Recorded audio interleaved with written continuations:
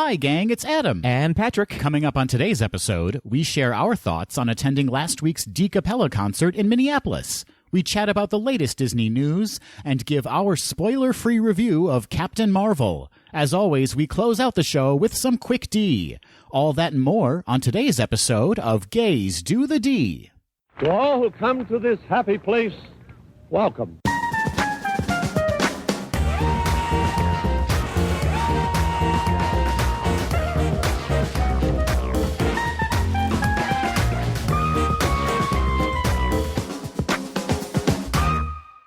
Patrick. Top of the morning to you, Adam. Oh, top of the morning to ya, Patrick. Oh, your accent is real good. All I do is think of the Lucky Charms leprechaun. Got it. And got that it. influences my dialect. That's probably a little problematic for the people of Ireland, but listen, go with what you know. All of the marshmallows. Oh, dear. Purple horseshoes. It also helps if you go, ha, before you start, Yep. kind of slide into it, Yep. potatoes. Mm-hmm. So The country of Ireland is collectively going to slap you when they hear this. I'm sorry about it. I'm sorry to all of our nuns of Irish listeners. Yeah, our 0 Irish listeners. Of course, we're talking about St. Patrick's Day is a week away. It is. I'm excited. Are you Irish at all? I've got some Irish in me. You know what I'm saying? Well, you've had some Irish in you. Oh, I have not. Okay, fair enough.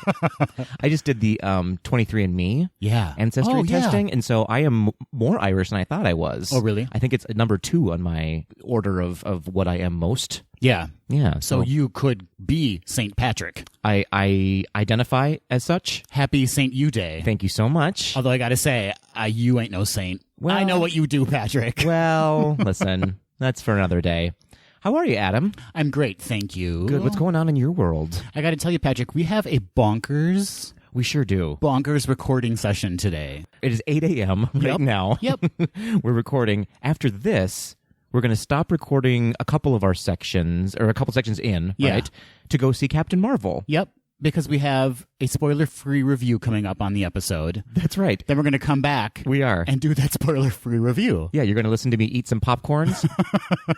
Well, maybe not, because I'll probably have eaten all of it. It'll be gone. And yours. Yeah. So That's going to be a very fresh review, though. it is. It's going to be a hot take on Captain Marvel. And then we got to get out of here because we have our 242nd snowstorm of the winter coming. Oh my gosh, I know. I can't deal with And it it's right supposed now. to be terrible yet again. We're going to get at least a foot of snow is what it's sounding like. Well, what are you going to do? Did you know, Patrick, that we're not the only Disney podcast out there? What? Yeah. I am so angry Shocking. right now. I know. And did you know, Patrick, that we're not the only gay Disney podcast out there? I am going to flip a table. I know. No, actually, I love that. There's so many good podcasts out there, and we all bring something very different to the table. We do. We do. So get out there and listen to some more podcasts, but come back to ours. Please. Of course.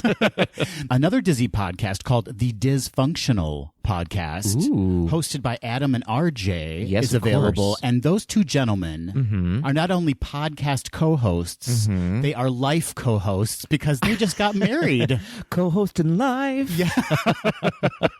Yeah, so we have to wish them a congratulations. Yes, congratulations, you guys. That's amazing. And you can see a bunch of their pictures from their Disney-themed wedding on their Instagram account at The D Podcast, and it's super cute. I love it. I have so many questions for them because, listen, I love my husband, Dan, more than I love popcorn. Yeah. Which is a lot. But I don't know that I could do a podcast with him. Like, working with my partner would be a lot. You can barely do one with me. It's fair. Yeah. It's fair. But you are. You're stuck. You're stuck doing a podcast with me until the end of time. I really am.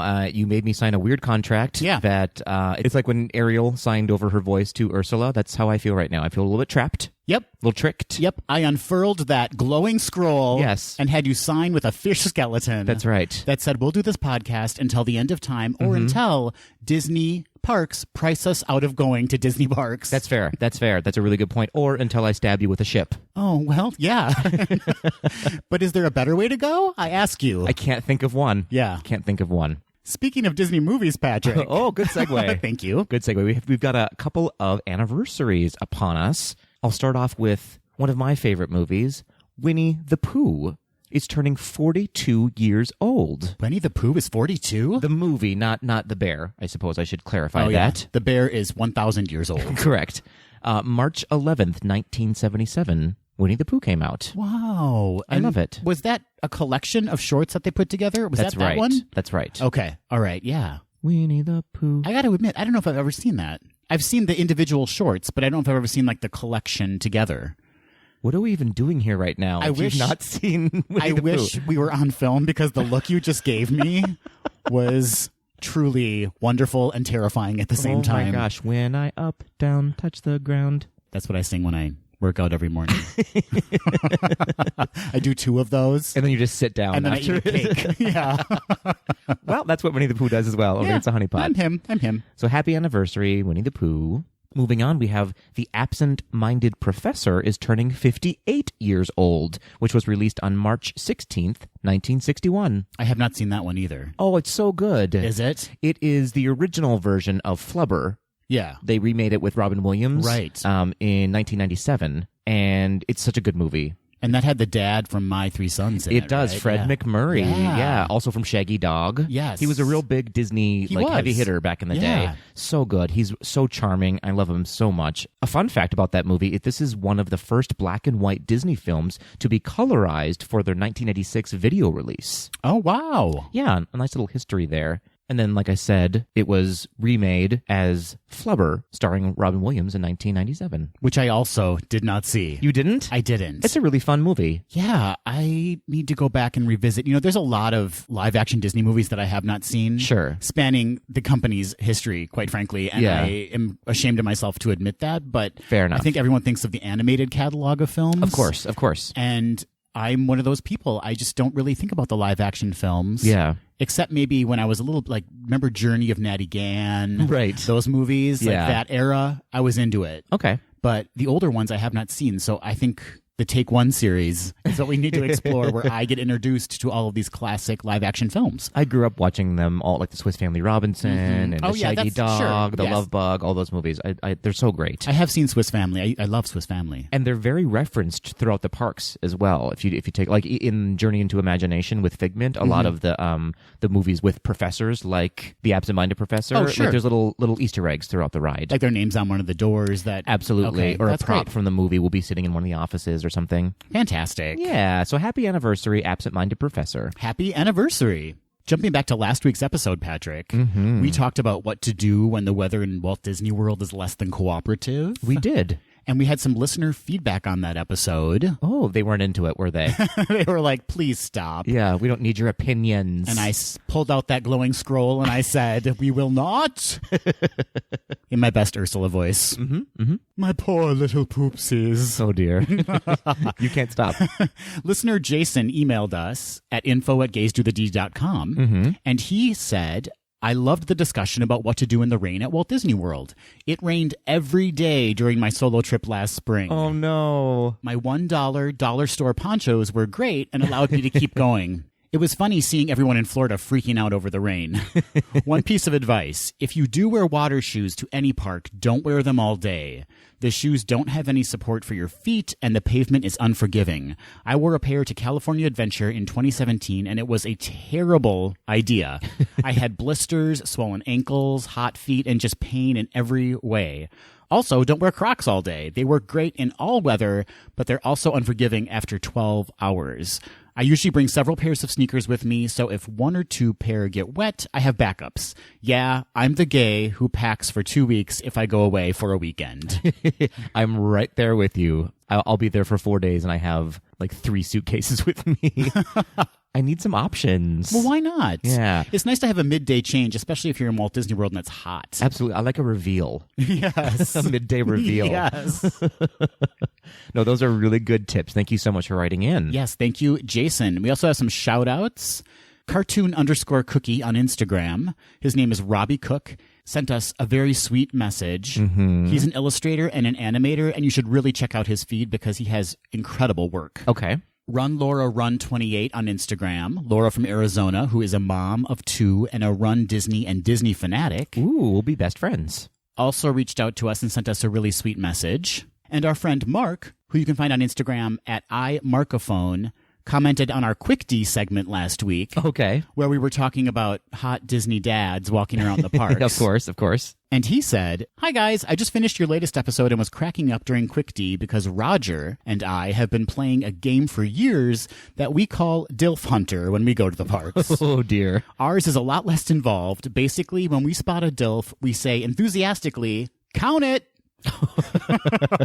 There's no real prize, although as Adam mentioned, the journey is the prize." Aw, it's true. He goes on to say, "P.S. Don't even joke about any episode being your last episode. This is my favorite podcast, and I hope you guys go on for many, many more years. Thanks, guys. Lots of love from Atlanta, Mark." Oh, that's so sweet. And all jokes aside, this is our last episode of Gays Do the D. Coming next week, Gays Do the Meat. Which is also a reference to last week's episode where we decided to pivot to a meatloaf and ketchup podcast. Well, meatloaf for me, ketchup for you. Right. Because ketchup is Satan's blood. Can I say that? I don't know. So dark. Hades blood. Oh, okay. From Hercules. I like that you brought it back to a Disney based. I like to clean it up sometimes. I make a mess and then I clean it up. Well, thanks for writing in, everybody. Yeah, we really appreciate it. And if anyone else wants to reach out to us, feel free to do so. Absolutely. We love hearing your comments, and please send us your questions. We would love to dig into some things that you guys want to know about. You can, of course, email us at info@gaysdothed.com. Or you can find us on social media at GDTD Podcast. Before we head on into the news, Patrick, Yeah. we have to talk about what we did last week. We sure do. We robbed a bank, which was exciting. We did it. And now that I have a taste for that, I can't go back. No. Wait, is this a confession? Well- Keep it. Yeah, why not? Don't edit it. No, of course, we went and saw DCapella at the State Theater here in Minneapolis. We sure did. What'd you think? Incredible. Yeah. I don't know how they make those sounds with their voices. They're a really, really good group. Yeah, and it was such a varied concert experience. Yes. Like there were numbers where obviously they were all performing. Mm-hmm. There were solo portions of the concert. Yeah. There were interesting segments where it wasn't even singing. They were just making noises with their Yes. voices. Right, which is sort of what a cappella is, right? It's just a lot of people making weird noises solo-wise, and then when you put them all together, it's a song, which is incredible to hear. Leave it to you to boil it down to the basics, Patrick. Nothing but the facts here. I like to think of it as a more ethereal religious experience. Okay, listen, it's and you for- chose science. I did.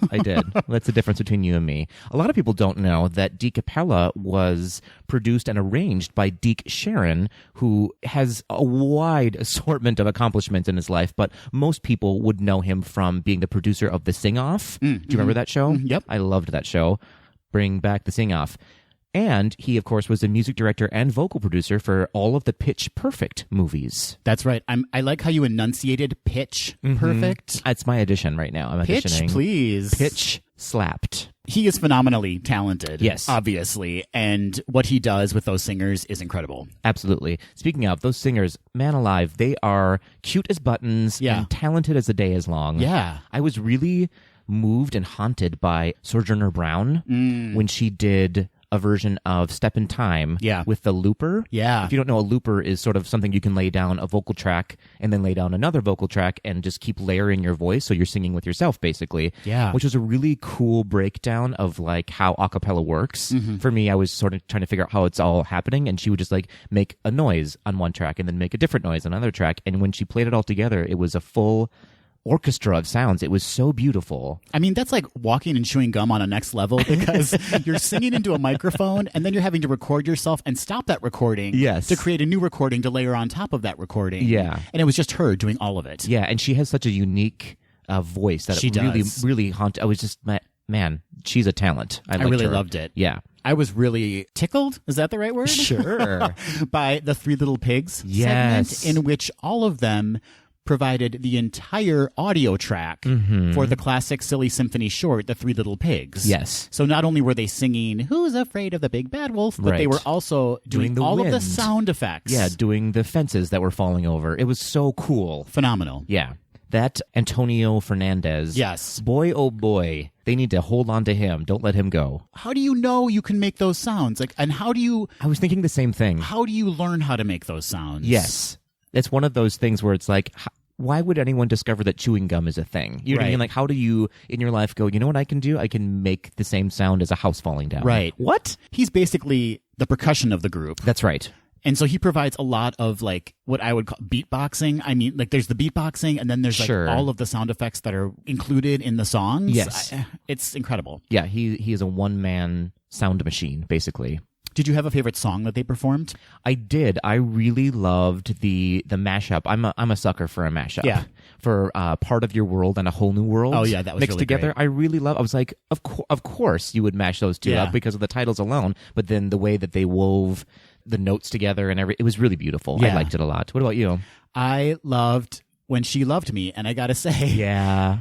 if you want to see me bawl, just start singing that song. And so when people who are incredibly talented and have gorgeous voices sing it in perfect harmony, unaccompanied, I mean, it was so moving. They were really great. I really was blown away by the show. Of course, it was a very Disney-produced show, right? Yeah. It was very clean, very very saccharine, you might say. Yeah. I wish that they had more opportunity to do some more ad-libbing during the show. You could tell it was pretty scripted. I was going to say, the one element that was missing was just an opportunity to be kind of improvisational and also humor. Like, I just wanted to see more of their personalities come out. Yeah. And I wanted those kind of more funny moments. Right. Shelley Regner, who was in the movie Pitch Perfect, she was doing a little bit of it where she would talk to the audience every once in a while, and she was pretty good at it. And I wanted more of that. Yeah. So hopefully they're a new group, so they're just sort of, this is their very first tour, so I think that they'll warm up a little bit to that. But I imagine Disney wants them to be pretty specific about what they're doing, just in case. You don't want to say anything that's going to be offensive. Totally understandable. But I really loved it. Yeah, it was an incredible experience. So if you get the chance, if they come to your city or anywhere near you, you should check them out. Yes, absolutely. And go and download the music. Support Disney, support these wonderful, talented artists. You can find them on probably any streaming service. They're just look for DCapella.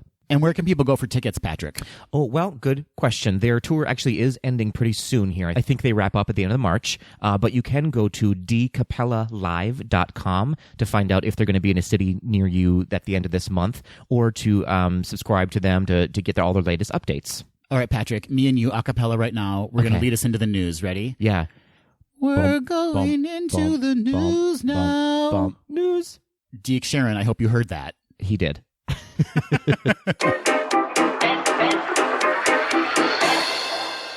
Permits have been filed for an Epcot project listed as Project G, short for Project Gamma. And rumor has it that this project is related to the reimagining of the center of Future World, the park's entrance, and a multi-year refurbishment of Spaceship Earth. Rumor has it. How does it feel? How does it feel to have someone do that to you, Patrick? It feels good. Okay.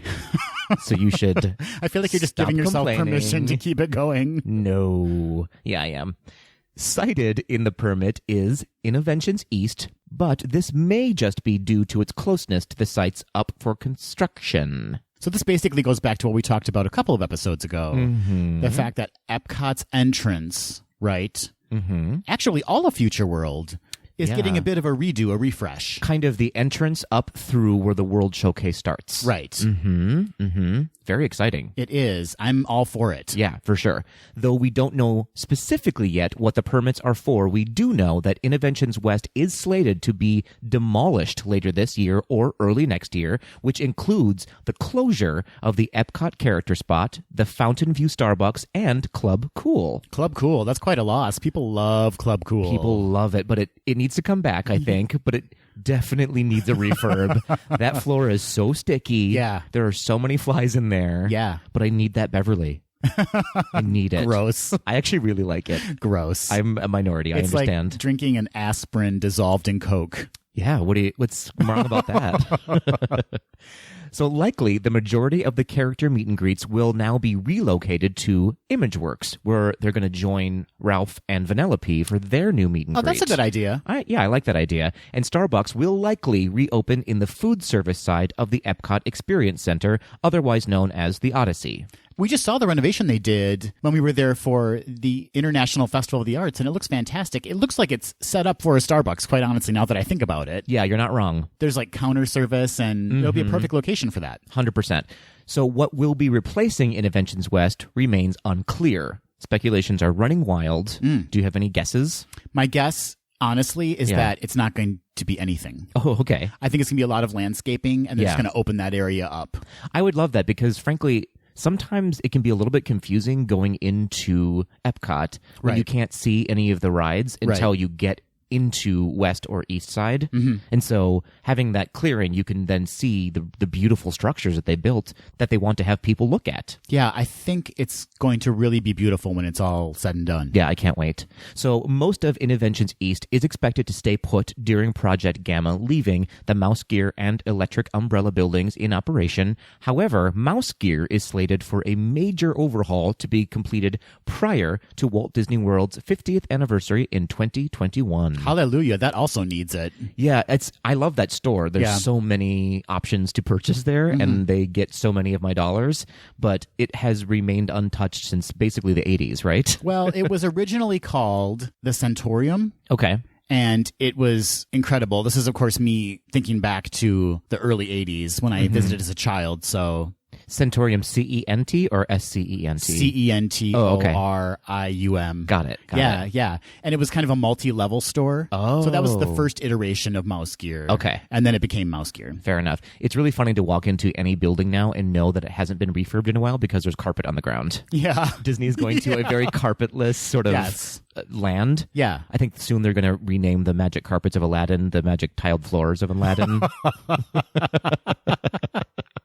The annual meeting of shareholders of the Walt Disney Company was held on Thursday, March 7th in St. Louis, Missouri. That sentence makes you want to take a nap, but I'm a little intrigued.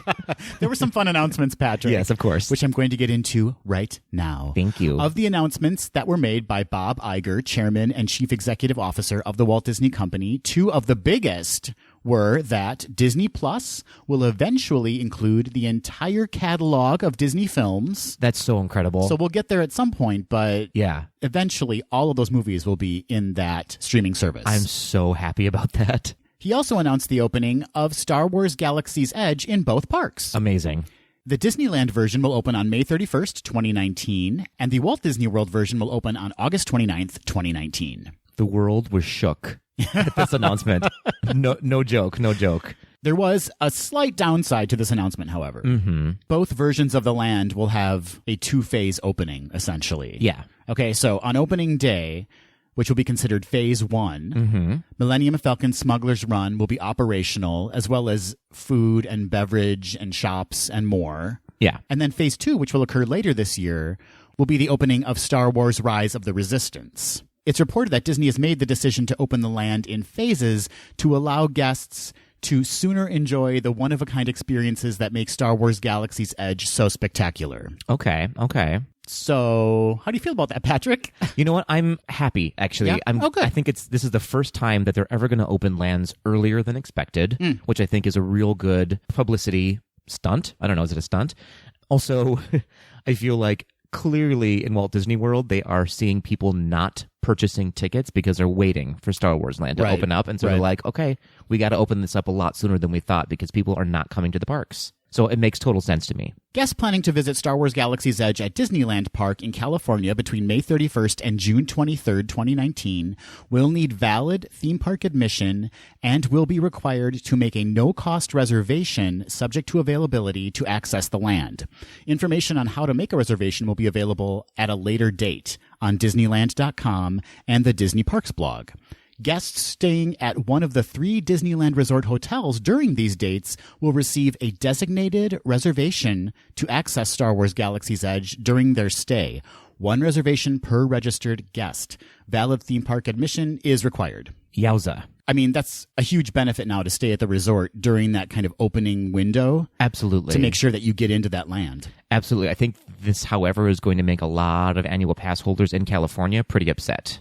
I think they were prepared for the blackout period. Yeah, for I think sure. they were assuming that was going to happen. For sure. But you know they're going to want to get into that land as soon as possible. Absolutely. A reservation will not be offered or required to experience Star Wars Galaxy's Edge at the Walt Disney World Resort at this time. And you should know that valid theme park admission to Disney's Hollywood Studios is required to visit Star Wars Galaxy's Edge after its opening on August 29th, 2019. Capacity is limited. That's an understatement. Uh-oh.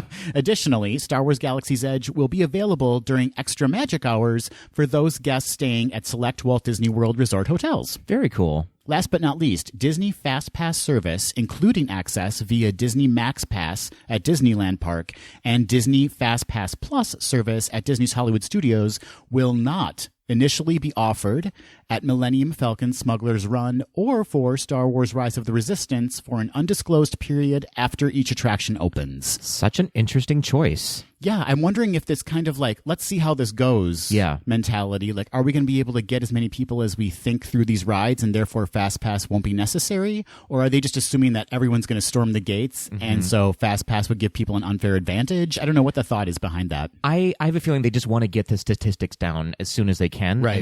And just know how many people without Fast Pass they can get in, and then that'll give them a sort of idea of how many Fast Passes they can be releasing to keep the flow going. Do you know what I mean? Is that what you just said and I just said it differently? No. Okay. But I like what you said. Also, do you like that this Star Wars Galaxy's Edge report was less than 10 minutes long? I am so thankful for that. Beginning April 28th, Disney's Beach Club Resort will be hosting a new kids club experience called Captain Hook's Pirate Crew. Arr. Thank you for that. That's all I got. Thank you for that. This will be a kids-only event for guests ages 4 through 12. So from 5 p.m. to 8:30 p.m., kids will go on a treasure hunt as they sail around Crescent Lake on a pontoon. They will then be served dinner, and they get to meet Captain Hook and learn a secret pirate handshake. Or hook shake, I guess. Ouch. Yeah. Careful. This whole package, including the dinner, costs $55 per child, which to me feels like the best babysitting deal I've ever heard of. I was going to say, it's like mommy and daddy or mommy and mommy or daddy and daddy. Right. Stroll into Epcot. Yep. Hit up dinner and drinks. You bet. Come back and collect your kid. Absolutely. Yeah, it's 3.5 hours and dinner is served. I feel like here, even in Minnesota, you're hard-pressed to find a good babysitter for under $100 for the evening. Yeah, and you know a Disney babysitter, a charactered Disney babysitter? Right. Come on. Absolutely. So you can book this experience by calling 407-824-5437. Another new offering at the resorts, sort of along the same lines as childcare, but adults can do this too, is the Mermaid School. I'm a graduate. Did you know that? I have my degree in mermaidery. I did know that. I can tell by the way you just sort of flop around. How I flip my fins. Mm-hmm. So guests 4 and older can become part of Ariel's world as they are fitted with a swimmable tail and led through activities teaching them how to swim in a pool like a mermaid. What? This is a special skill that everyone's going to want on their resume. I think so. Yeah. I think so. The class is an hour long, and it costs $50 per person. Mermaid School is offered on select dates at Disney's Art of Animation, Caribbean Beach, and Disney's Yacht and Beach Club resorts. Bookings will open up mid-March, and you can call 407-WDW-PLAY to learn more. I would be afraid that I would sign up for this and they wouldn't have a tail big enough to fit me. And I'd be like flopping around on the beach trying to like pull the tail up over my bum. Wouldn't fit. Yep, I can see that happening for you. I can see that happening. It should be noted that this mermaid experience is not a babysitting service, basically. So you have to be with your child at least watching them if they do it and you don't do it. It's well documented that mermaids are not good babysitters, but pirates, on the other hand, phenomenal babysitters. Patrick? Yes? I'm about to shamrock shake your world. Oh, never say that to me again.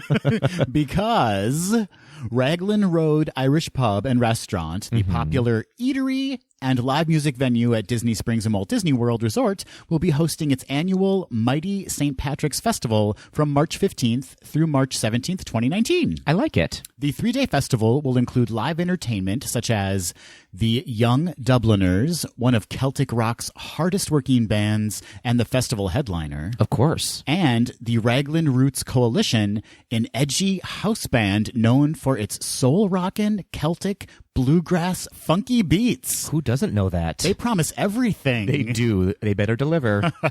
There will also be authentic Irish pub food favorites like fish and chips and bangers and mash. And the ever-popular Raglan Road Irish dancers will perform intermittently throughout the festival, and you can learn traditional Irish dance steps from the pros with no experience necessary. Super fun. So is Michael Flatley going to be there? No. Oh. How about Celtic Thunder? No. Okay, well. Is Celtic Thunder a stripper group? Oh, that's Thunder from Down Under. Yes. Can you imagine an Irish version I can. of Thunder Down Under? I am now. Yeah, I'm into it. Mm-hmm. Skin-tight green pants. Top of the morning, indeed. Ooh. But getting back now to business. Okay. Note that on March 17th, guests will be seated on a first-come, first-served basis with a cover charge of $10 for each guest aged 18 and older. Oh. Reservations can be booked for other festival days, including brunch, by calling 407-938-0300 and by visiting raglandroad.com. Have you been to Raglan Road? I've never been. You should go. It's really good. Yeah. Their food is excellent, actually. That's what I hear, and I hear that the music is so fun. Is it really loud in there? The only reason I haven't been is because I picture it being like just so loud I can't even have a conversation. If you go after I feel like 8 p.m., it's pretty loud. Yeah. But prior to that, it's not so bad. It's more atmospheric music. Like acoustic kind of versions of it. And then the rock and roll starts happening around 8 p.m., I think. Whenever I've strolled by, I've really admired their patio, and it looks like it's lovely. Yeah, I think that is new when they switched over to Disney Springs. Mm-hmm. I was there when it was still downtown Disney, and it was really fantastic. I want to go again. Let's do it Sunday. Bangers and mash. Bangers and mash and Celtic Thunder. Take it off, boys. Yeah, show me those Lucky Charms of yours. Not the cereal. The Disneyland Resort has recently committed $5 million in grant funding to support the Orange County Housing Trust, a nonprofit organization dedicated to increasing the supply and availability of affordable housing in Orange County. $5 million. Chump change. Yeah, fair enough. Disney is the first private donor to support this project.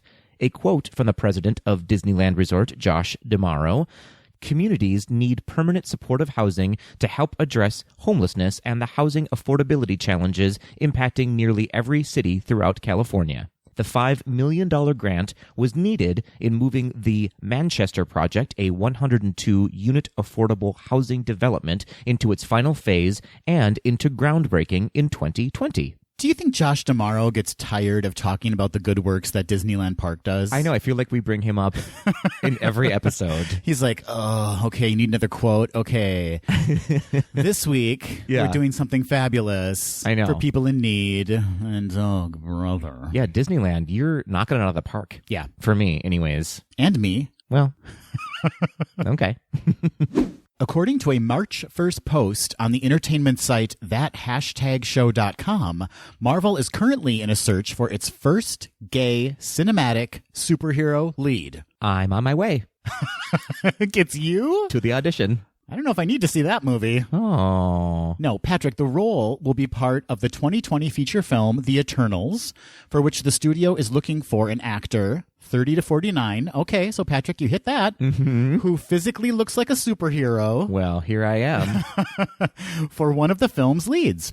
While the studio is open to actors of all ethnicity, they would prefer the role go to an openly gay actor. Awesome. At the Los Angeles premiere of Captain Marvel, Marvel's production chief, Victoria Alonso, all but confirmed that #show.com's story by stating, "The world is ready. The world is ready." She also commented on Marvel's commitment to diversity, stating, "I'm so passionate about this, I've got to tell you. Our entire success is based on people that are incredibly different. Why would we only want to be recognized by only one type of person? Our audience is global, is diverse, is inclusive. If we don't do it that way for them, we will fail. If we don't put pedal to the metal on the diversity and the inclusivity, we will not have continued success. Our determination is to have that for all of the people out there watching our movies." I love that. Well done. Yes, and very well said. Mm-hmm. Not by me, by her. The studio is going to great lengths to keep the identity of the character in The Eternals a secret, but two characters from The Eternals are rumored to be making a cameo appearance in Avengers Endgame opening April 26th. Awesome. So we'll be seeing some characters from that movie very, very soon. That's very, very cool. I'm excited for the day when we can stop reporting on the first person of color doing this or the first gay actor in this such of a movie. Yeah. It's great that it's happening. Mm-hmm.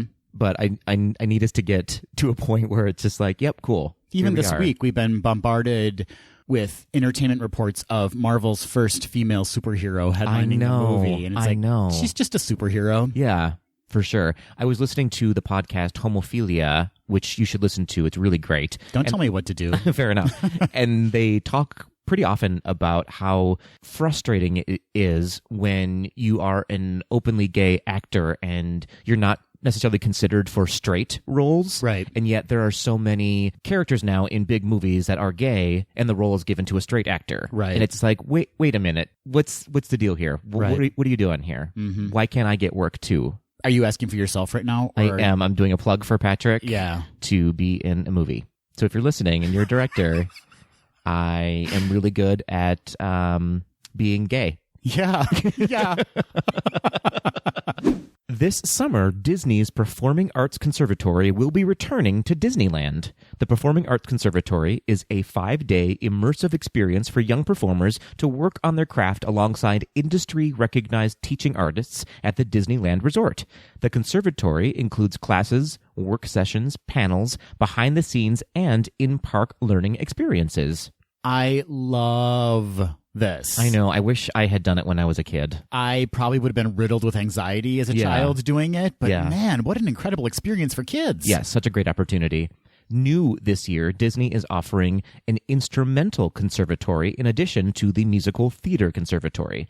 The instrumental conservatory will focus on performance skills, sight reading, and musicianship, while the musical theater conservatory focuses on acting, dancing, and vocal techniques. The program ends with a live on-stage performance in Disneyland. The instrumental students will perform a live soundtrack to classic Disney shorts and film segments, and the musical theater students will perform musical numbers under the direction of Disney's teaching artists. That would be so fun to see. There's no one more passionate about performing than kids, like just getting a start. Yes. And are really just so into it. And it would be an emotional experience, I would imagine, too, to see those kids living their dream up there. Yeah, I even love just at going to Disney World and seeing the high school marching bands come through. Sure. They're having so much fun. Yeah. And sweating their deer faces off under those large marching hats. Yeah. Oof. Do you think this is like fame for them? Like, are they like, I sing the body electric? It must be. It must be. Hot lunch. Remember Hot Lunch? I always had a fantasy that I was going to lead a giant musical number out of my middle school. Mm-hmm. Like I would just start singing, and then suddenly people behind me would know exactly what to sing to, and music would come from nowhere. Yeah. And it would end in a phenomenal choreographed musical number of us out on the front lawn of the middle school. That scene in Fame was like the very first flash mob, wasn't it? It was. Only it was more of a literal mob because they basically walked outside of their school in New York City and started dancing on top of cabs. Yeah, that's fair. I think might be illegal. Well, listen, when you've got the feeling, you've got the feeling. You just got to dance. It was the 80s. It was the 80s. You could do whatever you wanted. In leg warmers. Okay, let's get back on track here. So the guest artists and teachers will be announced at a later date, and you can follow the Disney Youth Program's Facebook page to be the first in the know of who those artists will be. To learn more about the program, the pricing, and how to register, visit disneyyouth.com/summer conservatory. In the meantime, jump on those cabs and start tapping. Mm-hmm. Start hoofing. Is that the slang? Hoofing it. Yeah. Look at you, Patrick. Listen, I know the lingo. I'm gonna put some bottle caps on the bottom of my shoes and just go to town. Just chapstick and a dream. That's all that's in your pocket. Just a tube of chapstick and a dance belt. Is that all I'm allowed to wear? According to Corky from Oh dear. Waiting for Guffman. That's a deep cut that 3 of our listeners will understand.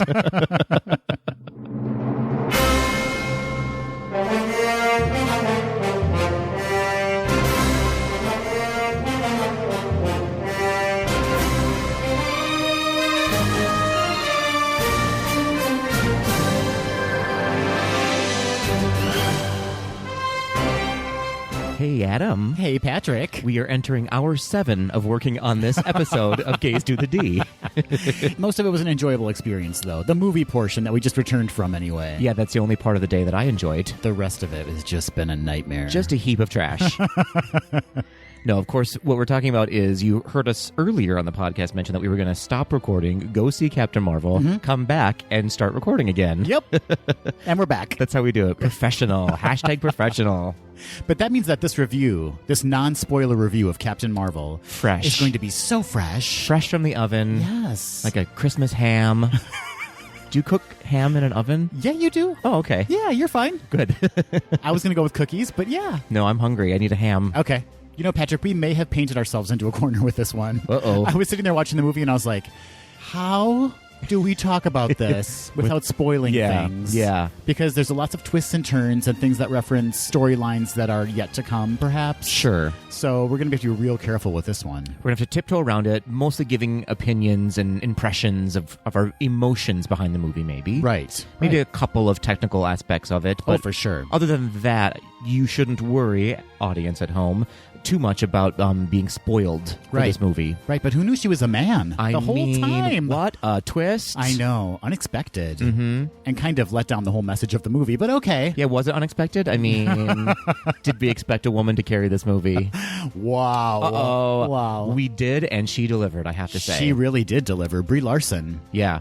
Incredible. She's great. She's great. Let's, before we get into our thoughts on the movie, let's talk about some of the technical aspects, maybe the cast and the crew. Let's please do that. All right. Why don't you dive in there? Well, we've already mentioned Brie. Yes. Our buddy Brie. Oh, yeah. Who I want to be best friends with. I know. She seems like someone I want to go to a bar with, do some shots. She's cool. Yeah. She seems really cool. She's fantastic, too. Just such a great actor. And she plays Carol Danvers / Captain Marvel. Mm-hmm. Is that a spoiler? Just No. kidding. Just kidding. This was perhaps, for me, the most nuanced superhero performance I've seen yet. Yeah, I'd agree with that. She got real small at times. Yeah, she brought some almost theater elements to her acting in this one. Like, she pulled back. She wasn't wild and crazy. She wasn't a huge personality. She was just a real approachable character. And I think we can say that her character is kind of a show-off. Like, she's kind of talks a big game. Sure. But the way she delivered those lines, like the way it was written, you would think that it would be kind of bombastic and a little bit more in your face. But she was really restraining herself, and I thought it was a strong choice. She brought a cool confidence. That's a great way of saying it. Yeah. I really liked it. Also in the film, Samuel L. Jackson reprising his role of Nick Fury. Yes, of course. He was great. I really liked his performance in this. This is the most we've seen him in a Marvel film. Yeah, he had a big role this time. He wasn't sort of a supporting character. I really enjoyed this fresh take on him. Yeah. The younger version of Nick Fury. It was really fun for me to sort of see his evolving into the Nick Fury that we know from the more recent Marvel movies, right? That's right. And for those of you that don't know, and what Patrick was just referencing was the fact that a majority of this movie takes place in the 90s. Yes. So we're seeing young Nick Fury kind of at the start of his career with S.H.I.E.L.D. Exactly. He was great. And I thought, just technically speaking, we'll jump into this. Yeah. The fact that they de-aged him and made him young, very successful. For sure. We can get into that a little bit later, but yeah, you're right. That was really cool to see. Ben Mendelsohn is also in the cast, and the last time we saw him, a majority of us anyway, was probably Rogue One. Or Ready Player One. Oh, that's right. He was in Ready Player One, too. I really like him. He's sexy. Can I say that? He's handsome. He's very handsome. I find him very attractive. Yeah, you can say that. You did. I did. And you can. Yeah, and we can't really talk about him at all in this movie, can we, or can we? He's in the movie. And he gives a really great performance. I'm sure that a lot of the diehard fans will know who he plays. Yeah. But I don't think we can really say what happens or what's going on there. Yeah, let's steer clear of his storyline. But he's definitely a very talented actor. Very talented, very attractive. Yeah, so what more can you ask for? That's all you need to know. Jude Law, also in the cast. Can I take a moment to objectify Jude Law? I know what you're going to say. Oh, boy. Yeah. I've got some laws I'd like to lay down. The older he gets, the better looking he gets. Yeah, I'm used to a sort of a wiry Jack Skellington kind of a Jude Law. Well, I mean, that's maybe an exaggeration, but definitely in The Talented Mr. Ripley, he was a little bit more lean, right? Yes. But now, like, age has done him well. Like, he's a little bit more beefy now. Mm-hmm. And I don't know, like, his arms in that fight scene with Brie Larson in the beginning. Yeah, I need a minute. Oh, my goodness. Man alive, Jude Law. I'll take that bar exam because of law. And you planned saying that? Because that was delightful. That's what podcasting is all about, Patrick. Frankly, but no, he is so attractive in this movie, and he plays Brie Larson's mentor. Yep, absolutely. And is just so hot. Yeah, he's very nice to look at. Yeah. Have we commented on that enough? I think it's totally fine in this female power movie to objectify all of the men in the movie. That's a great point. So we've already done Ben and Jude. We have done them. Hot. Yeah. Great. Mm-hmm. Also in the cast, Annette Bening. I love her so much. Yes, and she's one of my favorite actors. Yeah, and kind of a departure for her because she's not normally in big blockbuster movies. Yeah, it was kind of like, only on a better scale, obviously, seeing Nicole Kidman in Aquaman. It was like, wait a minute, you don't belong in this movie. I was thinking her role is more similar to Anthony Hopkins in the Thor movies, maybe. Sure, that's a better reference. Where they bring in an actor with real gravitas, you know, to play these kind of important, meaningful, we can't really talk about her roles, you know? Absolutely. I've been in love with her forever. I mean, American Beauty. Well, that also being Julia. Yeah. Oh, boy. Yeah. She has yet to fail on delivering an outstanding performance. Yeah. Including this movie. Yeah, she was incredible in this movie, and it's not a huge role that she plays, but what she delivers like dominoes. Hot and ready? That was, yeah, I'm going to say that. Is that their slogan? Hot and although most of the Domino's pizza I've had has been lukewarm and sloppy, somewhat cooked. Yeah. And we apologize to Ms. Bening because that just totally, like... You are better than Domino's pizza. She is way better than Domino's pizza. Yeah, which is what I put in my bio for all the shows that I do. Better than Domino's pizza. Well, that's maybe an overstatement. Okay, well, fair enough. Lashana Lynch plays Maria Rambeau, who is Carol Danvers' friend and Air Force buddy. Mm-hmm. I really enjoyed her. What else has she been in, do you know? Or is she a newcomer? She has not been in a lot of films that you would recognize. Okay. She was in Bulletproof in 2018. Mm-hmm. She was in Brotherhood in 2016. This is just me looking at her IMDb profile. Sure. But yeah, a lot of things that you just wouldn't really necessarily know her from. She's really lovely. She also gave a nice, subtle, nuanced performance, I thought. Yeah, I actually really loved her. And we were talking with your husband, Dan, on the way back from the movie. Yes. And he had brought up a couple of scenes, and that one in particular where she and Carol have a very kind of frank conversation and a very meaningful conversation. And he thought it was kind of saccharine. Sure. And I was like, oh, I actually really liked that scene. Yeah, I thought it was endearing. I loved it. Yeah. But fair enough. Yeah, they definitely had great chemistry, I thought. Both her and Brie Larson, their relationship is incredible. They seemed like they were good friends off camera as well. I believe that, yeah. Mm-hmm. And the girl who plays her daughter in the movie, boy, oh boy, was she great. Little Akira Akbar. Oh, I love that name. Yeah, is she Admiral Akbar's daughter? I was just going to ask. Perhaps. It's a trap. Just kidding. It's not a trap watching her in this movie because she's fabulous. I'll be in that trap if I have to because she was so good. I really enjoyed her performance as well. Clark Gregg plays Agent Coulson. He reprises his Agent Coulson role. Mm-hmm. We've seen him in several Marvel movies. And since this is a movie that takes place in the 90s, he's allowed to be back in it again. That's true. That's true. Also, a lot of anti-aging was used for him. That's right. Although he still looks really good for his age. He's also very hot, I find. Yeah. Yeah. So we're like hot. Hot dudes in this cast. We've got spring fever for the cast of Captain Marvel. We do, because Jaimin Hunsu is also in it, and he is fine. That dude has not aged a minute since his performance in Amistad. No, he's beautiful. Beautiful man. Yeah. And speaking of beautiful men, Lee Pace returns as Ronan. He sure does. And he's also just so hot.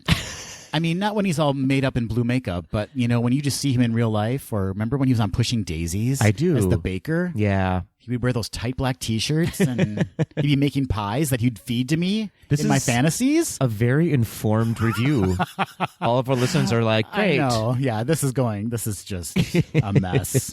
Well, that's what you get, Marvel, for casting beautiful people in a movie. That's right. So that's kind of like the main cast. Gemma Chan, we should also mention, Gemma Chan makes an appearance, who we just saw in Crazy Rich Asians. Yes, of course. And she was great, too. So that kind of rounds out the kind of core cast of the movie. Yeah, the key players. Oh, though we did fail to mention that Goose the cat also. Stunning performance. So hot, too. Goose the cat. The cat.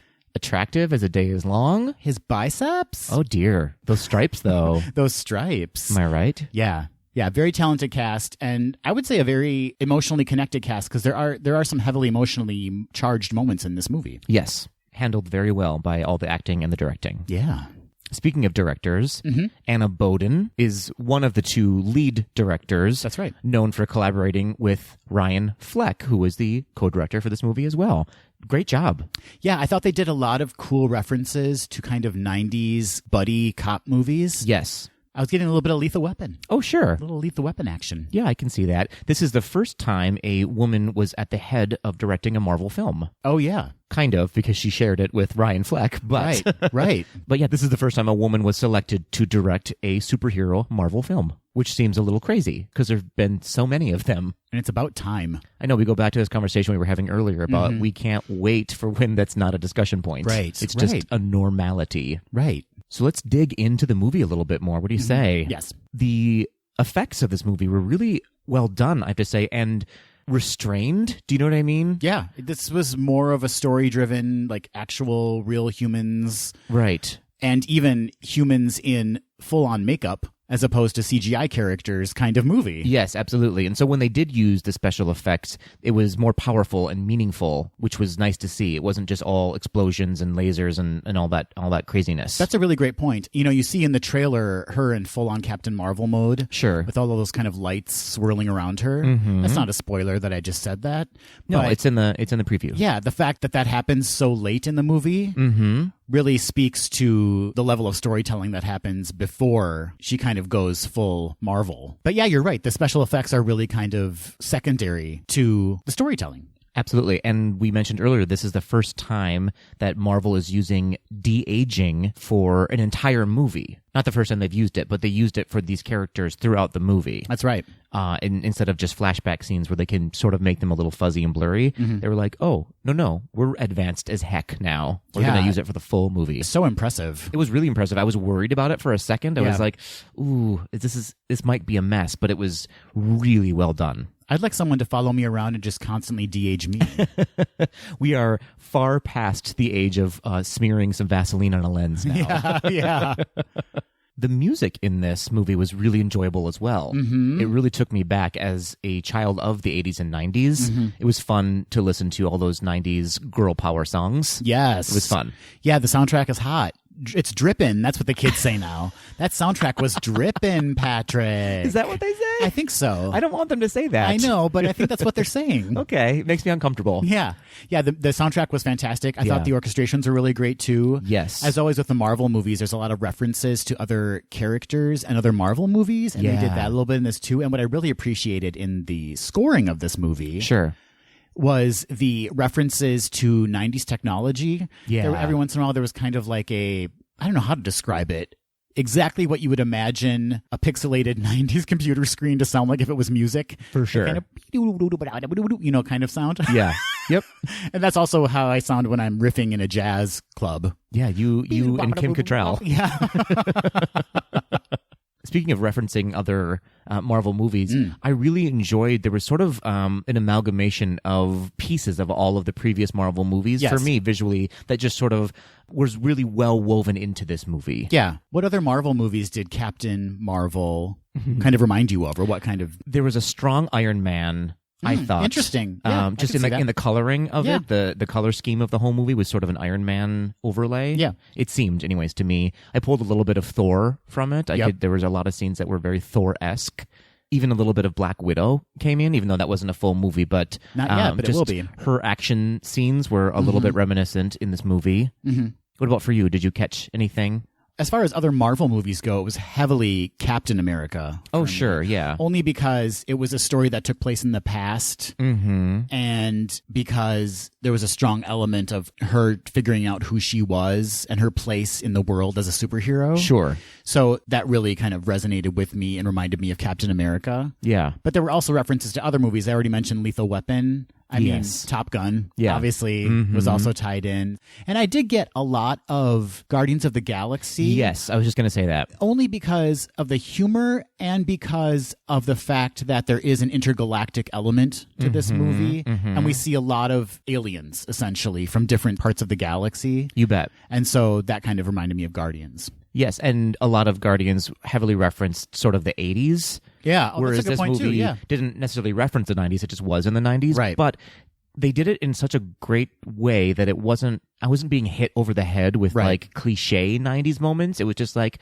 oh my gosh, that feels really natural to have used that. And it reminds me of my childhood. I feel like it's a Stranger Things effect. Like, Yeah. ever since Stranger Things came out, everyone's making more subtle references to time periods as Sure. opposed to just being like, we're in the 90s, just hitting you over the head. Absolutely. With it. Yeah, I really enjoyed that about the movie. Okay, so we should just you said we're going to tiptoe into this We're the going to story. tread lightly here into the storyline a little bit. So first off, it's basically an origin film, right, for Captain Marvel. Yes, and let me say on that note, before I saw this movie, I did a little research into Captain Marvel because I really have no clue. I had no clue going into this story who she was or okay. where she came from. Yeah.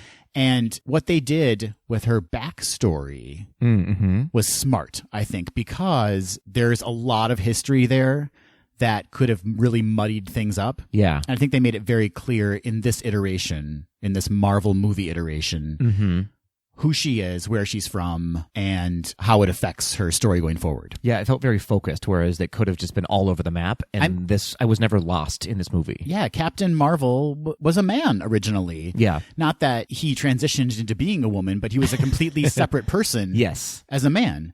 And that just wasn't addressed. They just didn't even get into that kind of weird and the comic books alone, the history behind her, oh my gosh, there's such a backstory there that they did not even need to comment on, and I'm thankful for it. Yeah, and maybe they can later on, Sure. but it was just a nice nugget of what I need to know going into Avengers Endgame. Do you know what I mean? Yes. Of like, here's what you need to know so we can finish this series. And Right. then we can revisit this story again if we need to. Right. Which I thought was very smart of them. The story overall had such an expected arc of female empowerment, right? Yes. I mean, we knew that was going to happen. Yeah. Right?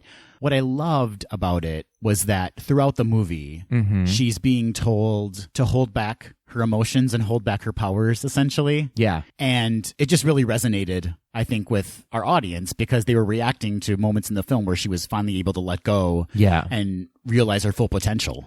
Yeah, it was a very Elsa moment for her. It was very Elsa. It was very Elsa and Anna. You're right. Their relationship. Yeah, it was an interesting way to tell that story. It was sort of a nice pinpoint of like what I imagine a lot of women are told their whole lives of Right. like, shh, quiet down a little Right. bit. Don't be so emotional. Right. And even us as gay men have been told that a lot. Don't be so Absolutely. sensitive.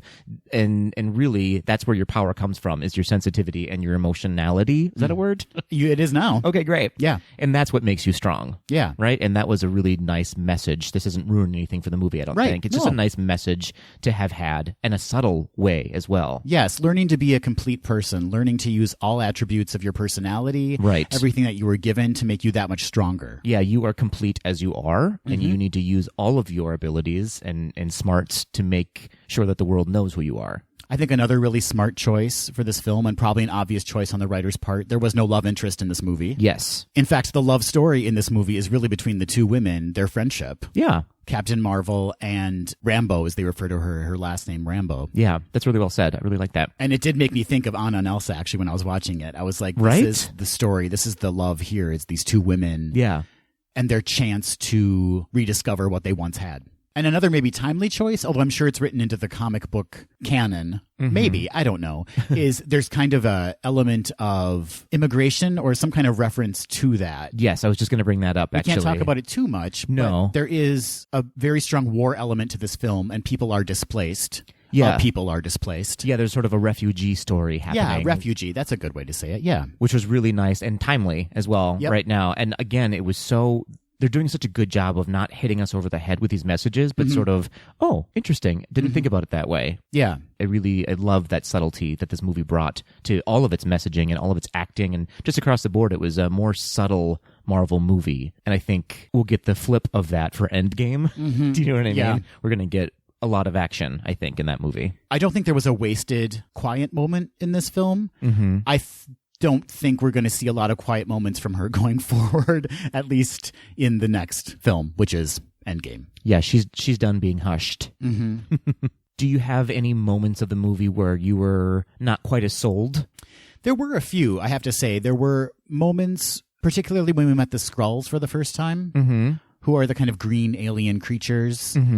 I was expecting their voices to be altered in some way. Oh, okay. And they weren't. They were just speaking English, and they were just speaking, very like I am right now. Yeah. And I was expecting some kind of computerized overlay on their voice to kind of make it a little bit more alien. Sure. And so it kind of threw me for a second and took me a while to kind of get invested into their storyline. I wonder if it's tough to figure out what to do when you have movies with aliens who clearly probably don't speak the same language. And Right. is it worth the time and investment to use captions and have them actually speak another language? Or do we just go with English the entire time and just let your imagination be...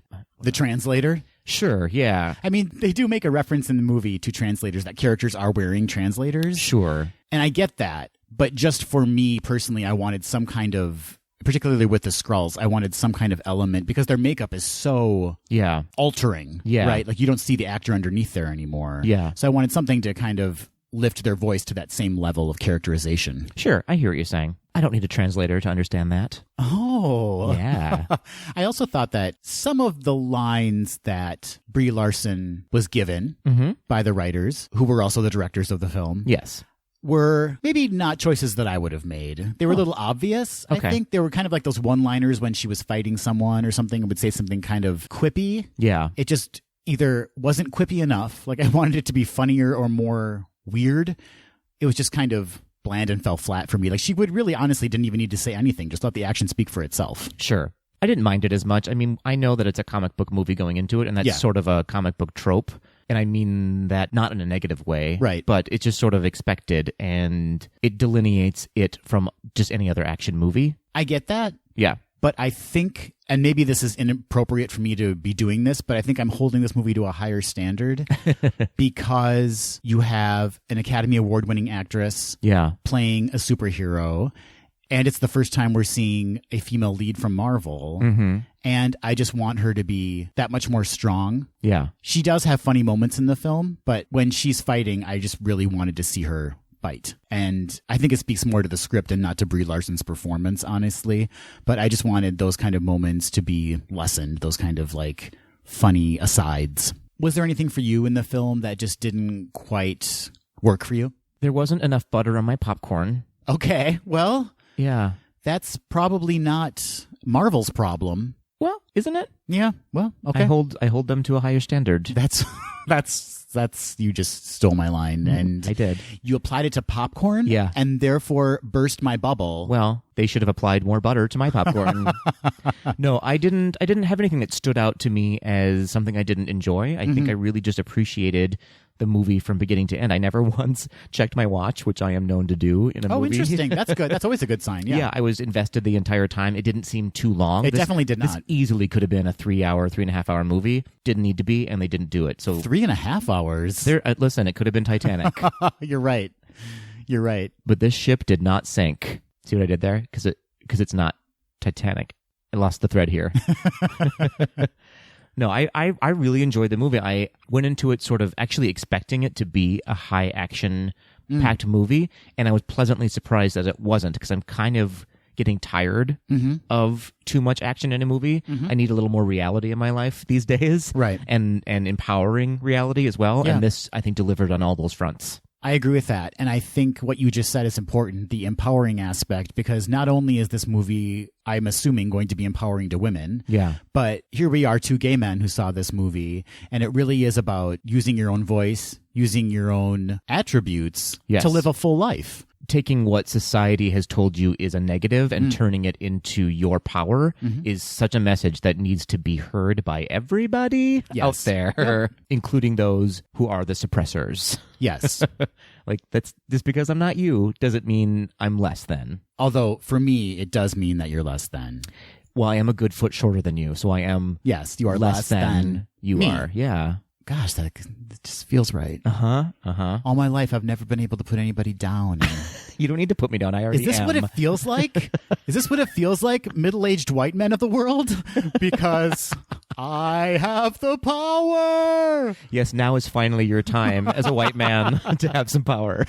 As a white man, I finally have the power, huh? It's about time. Wow. All right, ladies. Yeah, you were saying earlier that you had been reading some comments that, speaking of middle-aged white men, posting on the message boards that they were just not into it.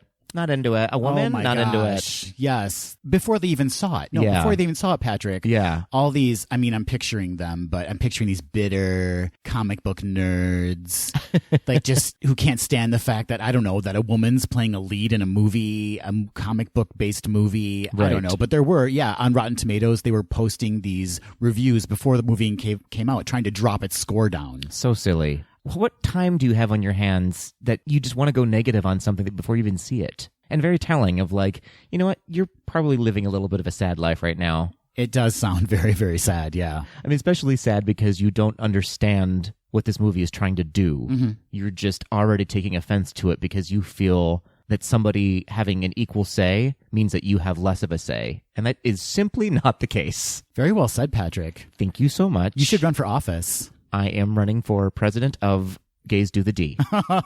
You won't win. It's true. You won't win. No, I'm only ever going to be treasurer, and that's it. Speaking of, I didn't get my paycheck. We have paychecks? I have paychecks. Oh. Yep. So we did receive feedback from a couple of listeners who saw the movie. Yes, we did a call to action in our previous episode to write to us, and if you've seen the movie before this episode will drop, let us know what you thought. Mess Panay on Instagram, who we've heard from before, Yeah, of Diamond in the Rough Clothing Company, of course. said, it was a solid, well-made movie. I think they did a good job adapting the original comic into a movie that eventually picked up in Act 2. Without spoiling much, it does feel like an extended prequel to The Avengers. Goose was probably the best part of the film, and once more people see it, I'll release my new cat shirt. So there's a little promotion for Diamond in the Rough Clothing Company. A cat shirt is on the way. I like it. And Eric James _ rave review said, loved it. 15 out of 10 will rewatch. Oh, my. Yeah. Well, it doesn't get better than that. I know. Do you think Goose, the cat, was named after Goose from Top Gun? 100%. Knowing that this is sort of a pilot movie as well? Pilot, I mean flying, not like a pilot light on your stove. 100%, Patrick. In fact, that cat's name in the comics was Chewie after Chewbacca. Oh. And they made the choice to rename him Goose after Goose in Top Gun. Cute. I love it. Well done. Well, thanks for writing in, fellas. Yeah, we really appreciate it. And we would love to hear from more of you, your thoughts on the film. Absolutely. So overall, I really loved this movie. I thought it held up to all of my expectations and then actually twisted my expectations into something I didn't know I wanted. That's a great point, Patrick. You're walking in kind of expecting a full-on action movie, and there are some really grounded moments in this film. For sure. It was almost a drama action instead of a comedy action. Do you know what I mean? You're right. Which is rare to see. A draction? A draction. The first Marvel draction film. What about you? What's your overall sort of elevator pitch opinion? This wasn't my favorite Marvel movie. I'll say that. Sure, that's fair enough, yeah. But this is a very, very strong Marvel movie and an important Marvel movie.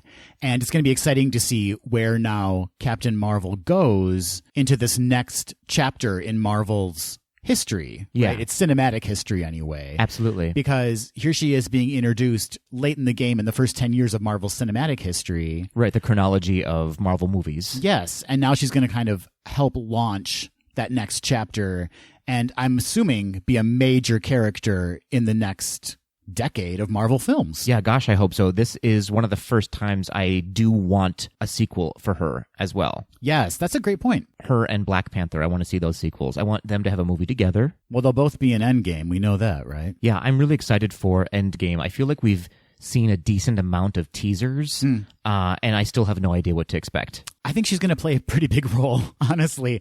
I mean, where the Avengers are, the original Avengers core group, right? I think they are going to need Captain Marvel in a big, big way to defeat Thanos. Yeah, they're sort of stuck up a tree right now with no way down. Yeah. And here comes Captain Marvel. Well, now that you've heard our kind of high-level overview of the film, Yes. without going into too much detail, it's impossible with this one because there's so many spoilers. We can talk about it more in a week or so, I think. Okay. We'd love to hear your thoughts. Of course, you can reach out to us on social media at GDTD Podcast. Or you can always email us at info@gaysdothed.com.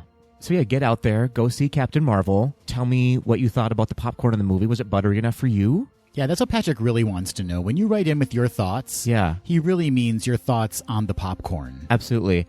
Also, your thoughts on Jude Law. Oh, yeah. There should be a law about how many times I can say Jude Law on an episode. It's really... We're approaching it. And how many times you can make puns about the fact that his last name is Law. There might be a lawsuit against me from Jude Law. I'd like to see a Jude Law out of suit. Oh, Does that work? Did that work? That landed somewhere.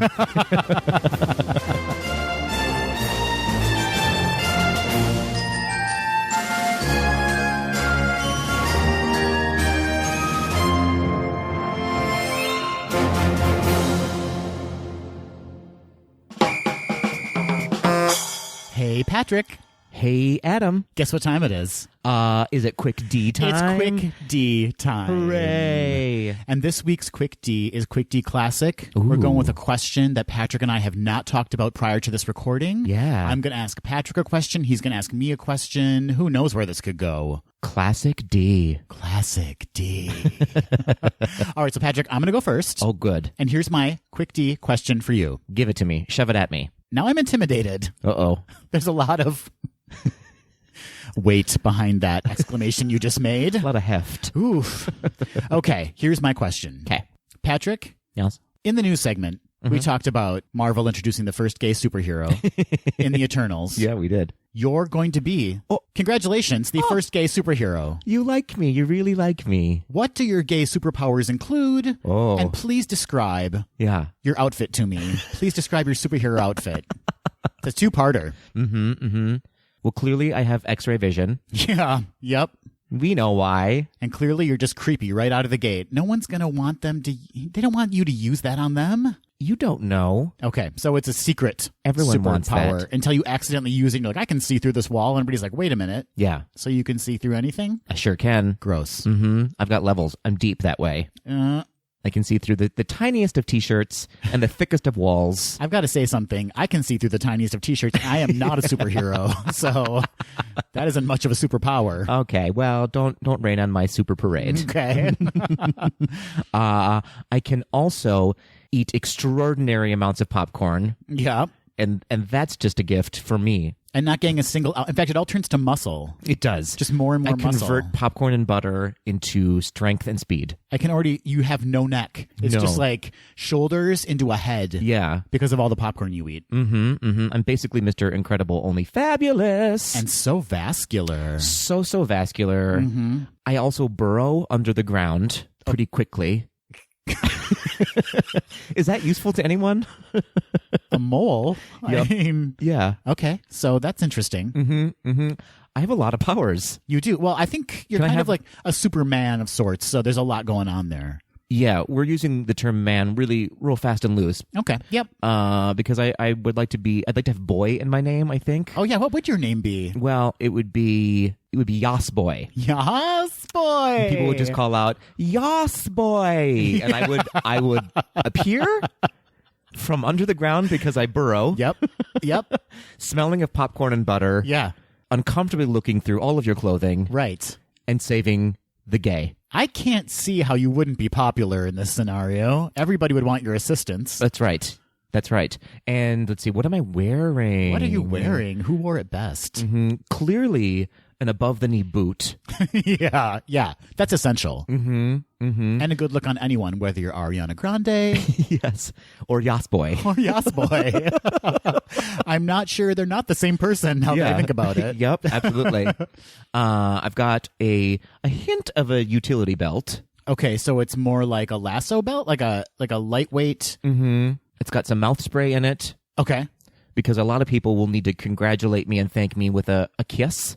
Okay. A Yas Boy kiss. Harvey Weinstein. We're heading into Harvey Weinstein territory. They're offering it to me. I'm not imposing upon them a kiss. Listen. Okay. So you Keep basically... it tasteful, Adam. Do you use the mouth spray before they ask for the kiss or after they ask for the kiss? It's more of a presentation of like, if you wanted to ask me, now's the time. Yeah. And interesting that you didn't make mouth spray one of your superpowers where your mouth was just always minty fresh. Yeah. Yeah, you're regretting that now, aren't you? I regret some things because I wouldn't need the belt then. That's true. Because that's really all that's in the belt is mouth spray. Yeah. Mm-hmm. And hand lotion because I need to keep my mitts real smooth. I don't like a rough hand. Well, anyone can agree with that. Yeah, thank you so much. That's just sensible. Mm-hmm. And for a top, yeah, it's a crop top hoodie. Okay. Yeah, I run real cold. Yeah. So above the shoulders though only. Yeah. Yeah. So I need a hoodie. But I need to, like, bear some midriff. Yeah. You know what's interesting about this is that you didn't mention any sort of pant. You just went from boot to utility belt to crop top hoodie. I sure did. And was that intentional? The world may never know. Okay. Well, let's hope. Yeah. What do you think about my superhero? My super queero, if you will. Super queero. Mm-hmm. Okay. Is that safe to say? Yeah. I think you might want to consider supervillain instead. Ooh. Why not use those powers for evil? Yeah. Because when you really think about it, burrowing and popcorn and seeing through things, they're not really stand-up attributes. Okay, well, I'm going to be super at anything I do. That's true. So, watch out, world. Here comes Yas Boy. Yas Boy! Work. Okay, Adam, I've got some quick D for you now. Okay. Congratulations, Disney has tapped you to be their new instructor at a resort or theme park. Uh-huh. What's your class going to be? What are you teaching? So I can teach anything? You can teach anything you want and to any age group you wish. Well, I'm choosing adults to steer clear of trouble. Fair enough. Okay, so these are adult classes. Got it. And I'm going to instruct the adults who participate in my classes on how to be a Disney Parks jerk. What? In the hopes, let me explain. Okay. Let me explain. Okay. In the hopes that then they will go out into the parks, act like a jerk, and others can learn how not to be a jerk by witnessing how jerks act in Disney parks. Wow, this is layered. It is. Okay. It is. It's very nuanced. Yeah. So, I mean, let's start with the basics. Okay, great. Everyone gets a stroller. Okay. Everyone rams strollers into the back of your heels. Oh boy. Yeah. Yeah, they need a slap. Yeah. Okay. So that's lesson number 1. Great. Lesson number 2 is just start to chew gum and let it fall out of your mouth and then just walk on it. Okay. You've had some experiences in the parks? Yeah. Lesson number 3 is everyone's going to get 2 robot children. Okay. One's going to be named Caitlin. Yep. And the other one's going to be named Cody. Uh-oh. Caitlin and Cody, watch out. And you constantly either push Caitlin and Cody in front of other people to experience things, or you put them on top of your shoulders during fireworks experiences. With an iPad. With an iPad recording the experience. Okay? Okay. Where are we at? Lesson number 4 now already? We're on to 4. I clearly need to teach this class. You do. Lesson number 4 is just get as drunk as you can. Yeah. Please. Yeah. I mean, Patrick, we have a lot of cocktails, but we like to temper that with food and water. We sure do. And make our day last. We sure do. As opposed to becoming a gross, disgusting mess. Yeah, that happens a lot, doesn't it? But I would like to see my jerky students, go out into the parks and get just hammered. Yeah. As an example of how not to do it. I feel like I want to take your class. Yeah, I think it just sounds like fun for me. Yeah. Yeah. Lesson number 5 is please wear the most inappropriate shorts. Yeah. I just want to see it riding up your butt crack. Yeah, just a hint of a cheek. A hint? No, Well, I mean, I want to see... Oh, great. I want to see everything your mommy and daddy gave you. Oh, dear. Yeah. Okay. Lesson number 6. Great. Oh man. Wow. You've given this some thought. Yeah. Okay. No deodorant. That's lesson number 6. Oh, Please boy. don't wear deodorant when you're in the Disney parks. Don't do it. Don't do it. Who needs it? That's what I'm going to instruct. Yeah. Thereby informing others that maybe you want to consider deodorant when you're in a Disney park. Yeah, who needs it? Lesson 7, I'm in heaven. Oh. You rhyme now. Yeah. This one's like a classic lesson. Yeah. Complain. Please. Just about nothing. When anything is out of your control, Yeah. complain about it. Do it. Please do it. It's And fun. demand some money back. Yeah, it's real fun for everybody involved. Yeah. Stern looks to cast members. Yeah. Get right in their face. Mm-hmm. And about things that have no control over, like, complain about the rain.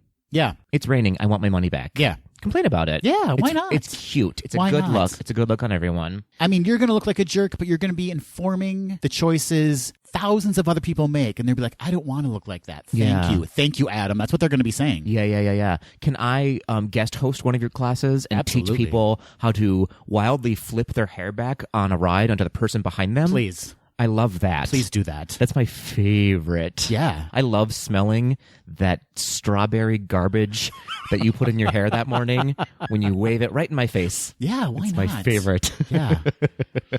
This is getting real neg. It is. I apologize. No, these are important lessons. You're right. And I'm going to counter this class with another class. Yeah. Because we got to turn this around and keep it positive. We do. How to be the very best guest you can be. Aww. And then what this leads to, Yeah. maybe going back negative again, warring factions. I want warring factions in the parks. Those that are jerks versus those that are angels. Yeah. Game of Thrones is coming back. Yeah, for They're sure. coming back to the parks. You want a real West Side Story situation happening. Oh, I'd love to see. We just talked about, I want that dancing and that singing. Absolutely. Yeah. It's happening. Is there an overall theme of how to be a good person in that class? I think the overall theme of the good class Yeah. is to remember the fact that you're surrounded by other human beings Oh, who want to enjoy this experience too. interesting. Yeah. Interesting. That's the thesis. Yeah. Yeah, sort of a don't get slapped. Try not to. Try not to anyway. get slapped. Yeah. That's a good lesson for life. Yeah. And when in doubt, never, ever, ever call Yas Boy because no one wants to see that in the parks. Oh, rude. But fair. Very fair. Yeah. Okay.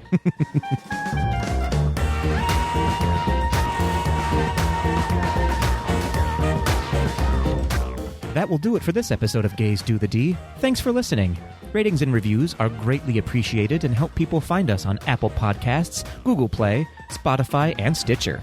Continue the conversation after the episode on Facebook, Instagram, and Twitter at GDTD Podcast and on our website at gaysdothed.com. Submit your questions or show ideas to info@gaysdothed.com. Have a great week, everybody. See ya real soon.